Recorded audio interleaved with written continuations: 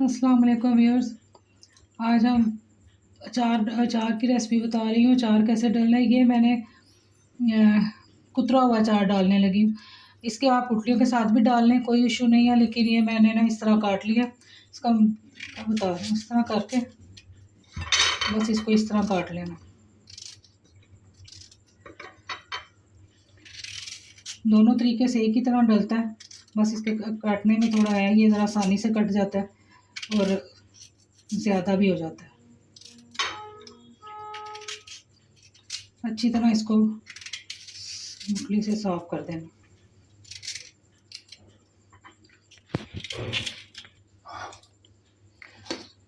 फिर इसमें मैंने हल्दी डालनी है,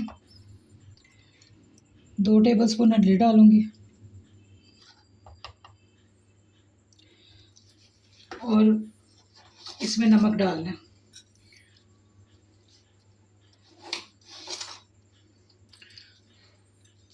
तीन टीस्पून डाला, तकरीबन 1.5 टेबलस्पून।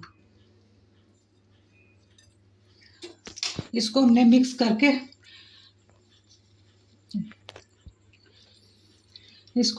करना है अच्छी तरह और इस छन्नी में डाल देना। इस छन्नी में डाल के तो नीचे कोई चीज़ रख देनी है, या आटा गूंदने वाली जो बर्तन होता है, परात या कोई भी ऐसी चीज़ जिसके नीचे इसका पानी जाता रहे, और ऊपर ढक देना।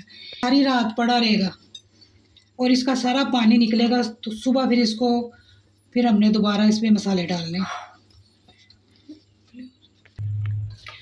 ये देखें, मैंने सारी हल्दी और नमक इसमें मिक्स कर दिया और इसको इस छलनी में डाल दिया। नीचे मैंने ये रख दिया। अब इसको, ये 2 किलो आम है जिसको मैंने इस तरह काटा है। अगर आप इसके हड्डी डालना चाहते हैं साथ इसकी, तो वो भी डाल सकते हैं, इसकी गुठली, उससे कोई फ़र्क नहीं पड़ता, ये टेस्ट में वैसे ही होगा। ये मैं इसको सारी रात रख के, तो इसका सारा पानी निकल जाएगा। इसको इस तरह ढाँप देना, ये सारा पानी निकल के इसमें जाएगा। ये आम जो है ना, ये हमने सारी रात रखा था। मैंने आपसे कहा था कि सारी रात रखना है।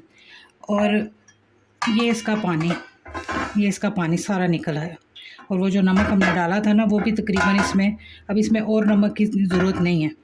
लेकिन अगर आप डालना चाहें, ज़्यादा खाते हैं, तेज़ नमक लेना पसंद करते हैं, तो आप डाल सकते हैं, वरना ज़रूरत नहीं है। अब ये पानी मैं फेंक दूँगी और इसको मैं जार में निकालती हूँ। अब मैं इसमें मसाले डालूँगी।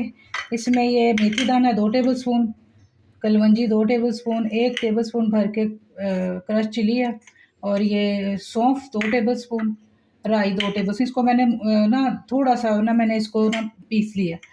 इसको सब ये 3 सवाए इसके कलवंजी के, राई, मेथी दाना और सौंफ, ये मैंने थोड़ा सा इसमें से मसाला लेके ये मैंने सारा इसके अंदर भरा है। ये देखिए, मिर्चों के अंदर।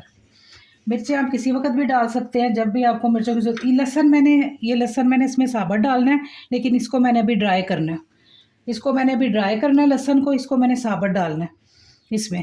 ये ड्राई हो जाएगा तो फिर मैं बाद में डालूँगी। अब मैं इसमें हरी मिर्चें डाल रही हूँ।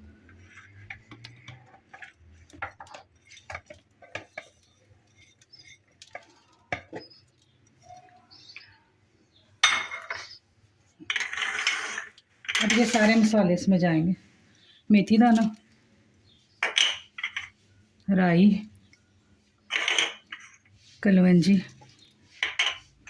सौंफ, और ये नमक की इसमें ज़रूरत नहीं है।